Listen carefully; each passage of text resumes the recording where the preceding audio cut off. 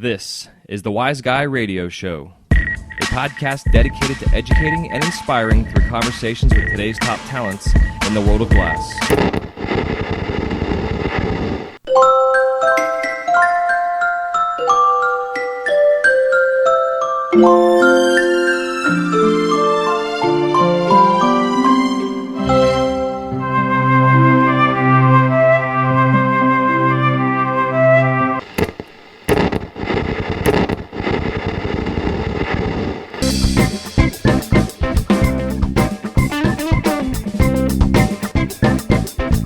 This episode of A Glassblower's Companion is brought to you by the Glass Vegas Expo. Glass Vegas brings together some of the greatest glass artists and industry vendors all under the same roof with a respectable and heartwarming vibe unlike any other functional glass art show out there.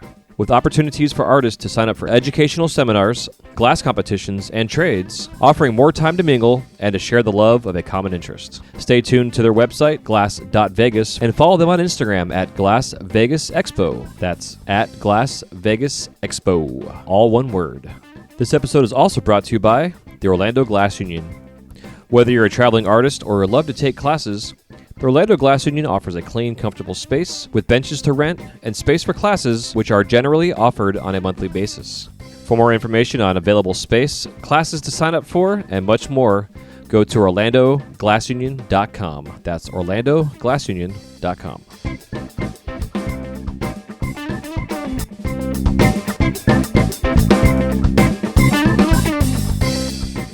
Hey, Amy, welcome to the show.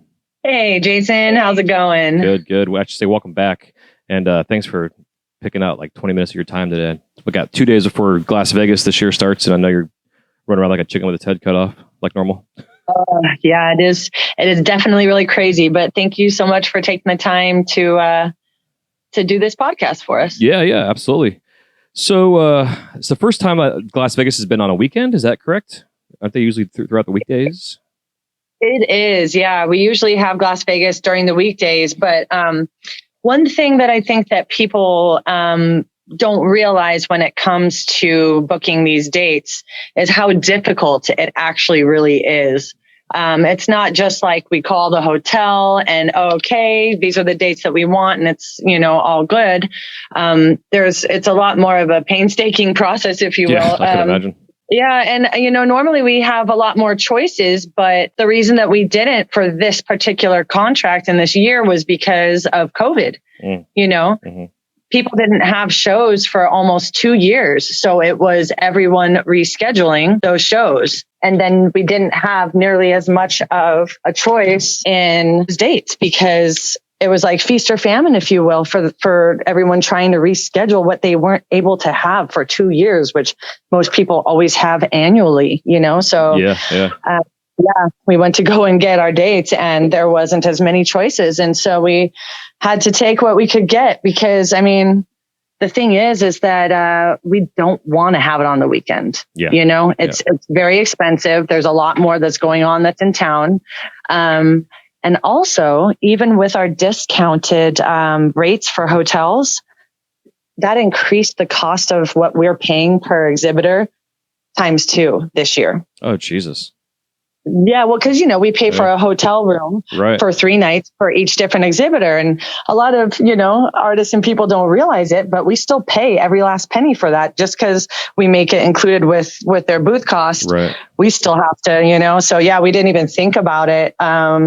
But our costs should have raised, we should have raised our booth prices a little bit more than we did. But it was really hard to do that this year because the industry is in such a tight, squeezy space right now, if you will. Yeah, it definitely is. Yeah. And kicking off this year of episodes, it's one thing I'm definitely talking about is like, I've seen a lot of well-known artists out there that are like, oh, fuck it, I'm going to go get a part-time job, kind of thing.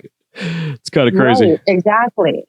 And so it's really hard because it's like, we want to survive. Mm-hmm. Last year was the first year that we actually went into the green and it wasn't even that much after doing shows for this long, but a lot of people have the misconception that, we're making a whole lot of cash and that's not true. We're actually barely able to make the show happen with as expensive a show it is and how much we do for the industry and the artists, Yeah, you guys are doing a lot of volunteering in a sense. Yeah. So it's real difficult. I mean, our costs have increased so much, and we didn't nearly pass off what we needed to everyone else coming. But like we said, it was a really hard year. We'll have to, try to balance that out, in the future. But it's just kind of, it's hard. It's hard. It's, we paid 80,000 for exhibitors last year for hotel rooms, and this year we're paying 160,000. Jesus Christ.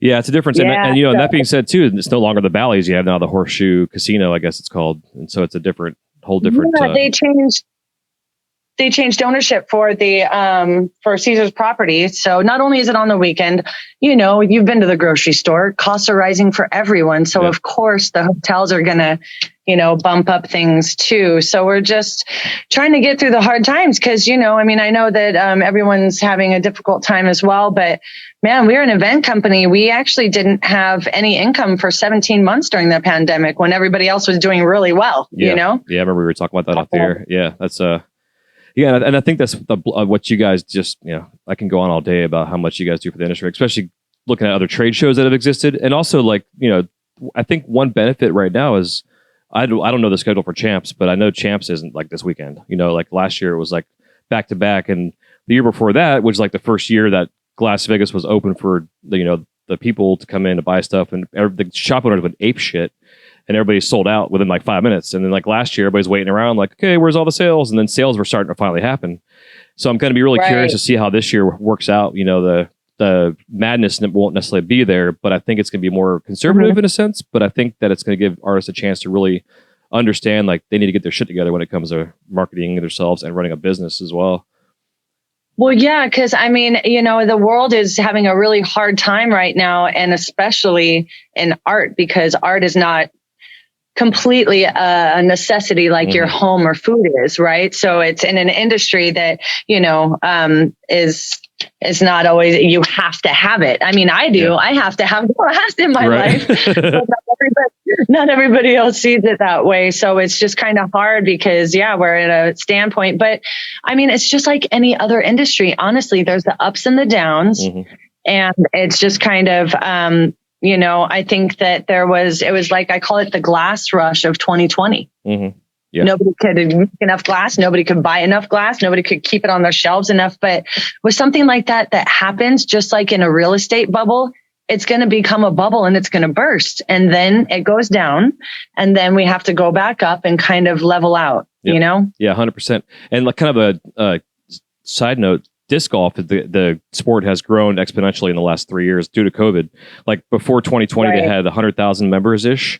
And at the end of 2021, they had 200,000 members total. So like 100,000 people signed up in like 2 years, right? So all these companies are growing huge and people are selling Frisbees like crazy. Now all these companies are sitting on inventory because things are starting to kind of settle out a little bit. So, it just had to balance out, right? There was an overabundance.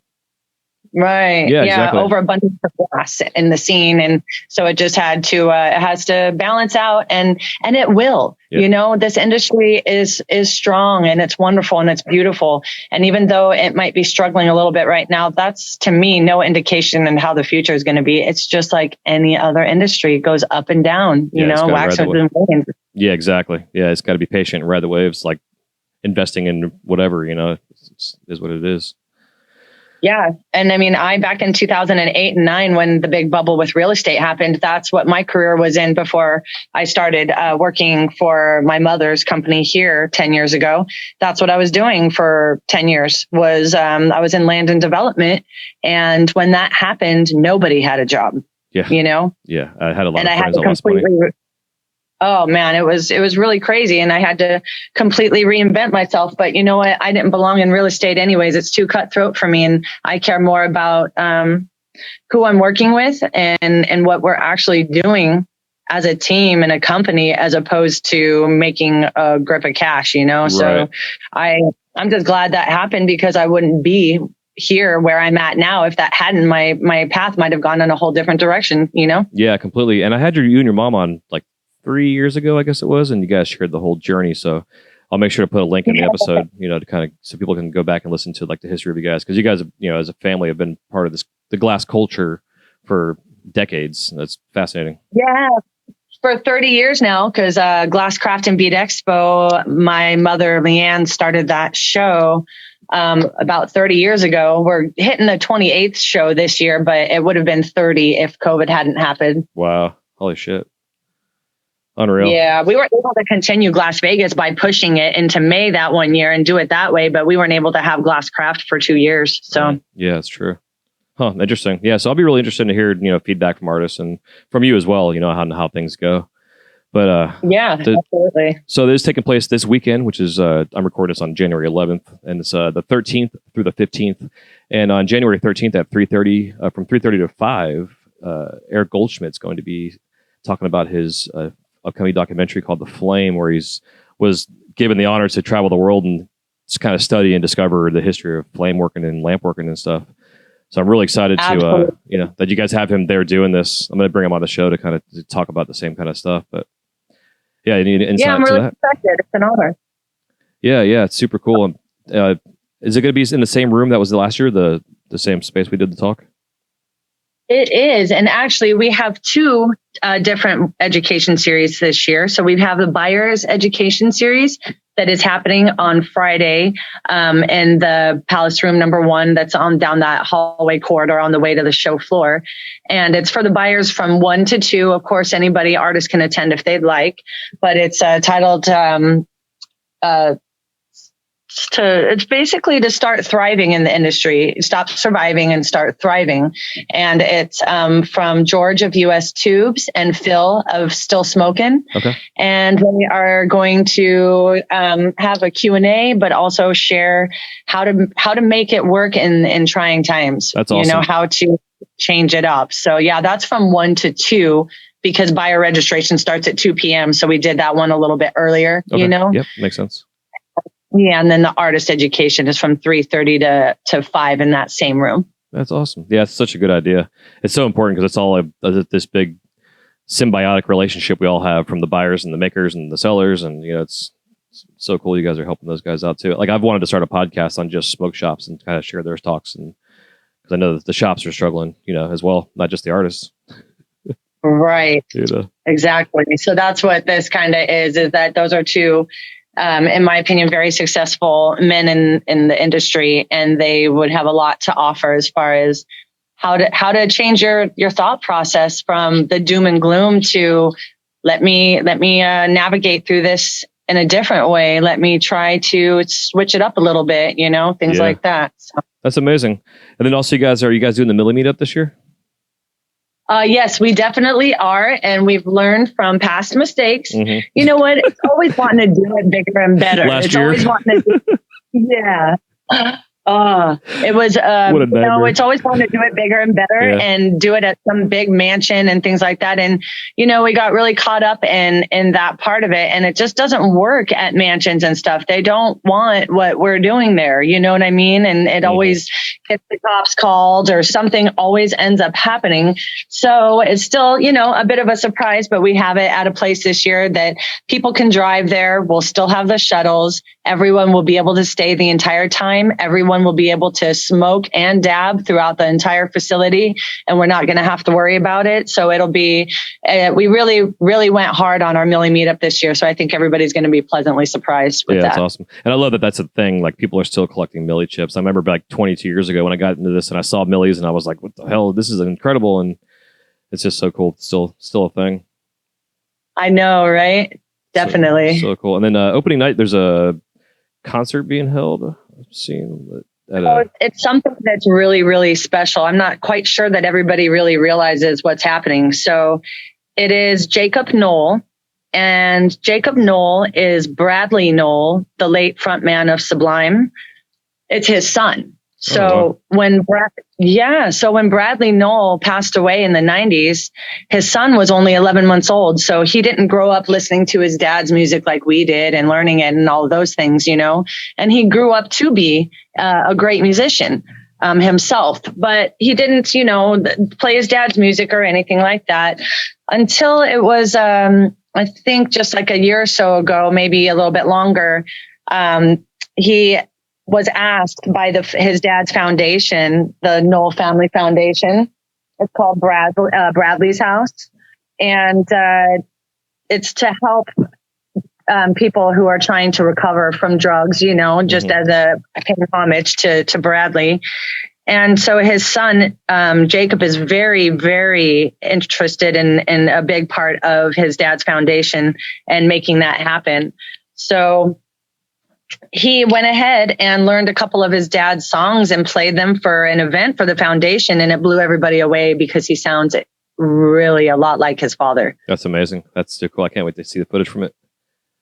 Yeah. So that's what he's going to do is we talked with him, and it's something that he's not going to be doing again. It's not something that he does very often. It's only happened a couple of times. So it's something that's very rare and very special. And he's going to be doing a complete acoustic set of his dad's songs, of Sublime songs. Wow. What an honor. That's amazing. I had no idea. Isn't that cool? Yeah, it's so cool. Really Holy shit. About that. It's really, really special that you're not going to see again, know? Yeah, it's making me dread not going this year, even just to go.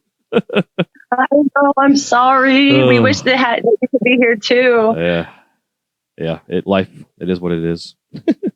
Yeah. And then at the Millie meetup, we have another band that actually works with Jacob, Noel, and they're going to be playing music all night. We'll have DJ Surge, our awesome DJ manager. He's going to be spinning some tunes for about an hour that night too. And we're really excited. Millie meetup's going to be off the chain, and so is opening night. Yeah, that sounds amazing. A lot of fun events. And then last but not least also is the World Series of Glass that's going to be happening. I remember last year seeing all the pieces that were put together, and just maybe want to hang up my torch and just like not blow glass anymore. It's crazy what's being made these days. It's just fucking crazy. I know there's just some crazy, amazing talent out there. And it's, you know what?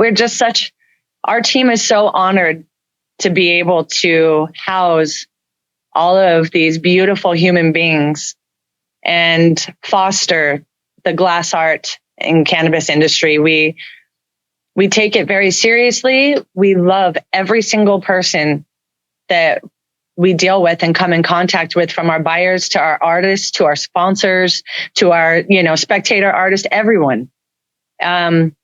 It's a really big family, and we just feel really, really blessed and honored to be a part of it.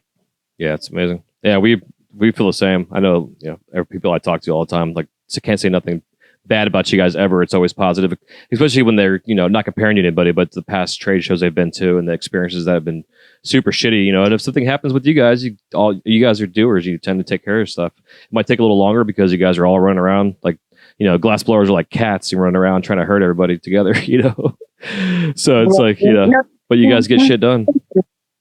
Thank you. That really means a lot. And I have to remember that because, I'll be transparent. We make mistakes just like everybody else, but I think it's like I said, everyone makes mistakes. So it's not necessarily always the mistake that's made. It's how you deal with it, and you do your best not to make those mistakes again. But, we literally live, breathe, eat, sleep glass. We do everything that we can to support everyone. Today my day was spent, there was at least 4 hours of my day spent today inputting names for badges when I haven't even packed myself. I haven't got my dog's food ready. I haven't gotten anything ready, and we have to be on site and ready to roll tomorrow. But it's more important to me to be there for people. And until we can get people up to speed to knowing that they need to put that stuff in ahead of time. And it's just, it happens. We're dealing with brilliant minds all the time. Mm-hmm. And so brilliant minds and artists, it's difficult when it comes to some of the computer stuff and things like that, and so we just care a lot, and we're always doing our best that we can for this industry and for all of our buyers and artists and our family, our glass fam, Yeah, well, it definitely shows. Absolutely. That means a lot. Thank you very much. Oh yeah. Hell yeah. Absolutely. Well, I know your time is short, so I'm going to wrap this up here with you. So, again, it's going to be this weekend, January 13th through the 15th. Opening night is the VIP night, and then there's 2 days of regular shows for the buyers to come in, and then cleanups around like 7:30, 8 o'clock, I guess, on Sunday. And yep. Well, opening night, it's not really, I just want to clarify, it's not necessarily for VIPs. It's for everyone. It's just a shortened opening night. We have load in that same day from like 10 till 6:30. And then the show is from 7 to 10. Okay. But everyone's allowed to come. We don't do any pre-buying. We don't do any like special entrances. We try to treat everyone on the same level. Yeah, that's my bad. Like somebody was telling me last year that the first night was for the VIP folks, quote unquote, to get the first dibs on the headies.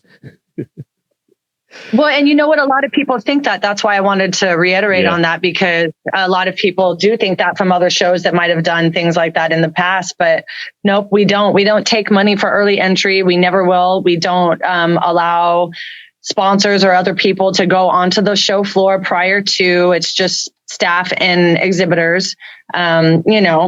People get through and they get in, but that's typically through our exhibitors that are not doing the right thing or through buyers, So we really do the best we can with what we got. And we really just try to improve as best as we can every year and make it a better experience for everyone. Hell yeah. Well, thanks for clarifying that. I do appreciate it.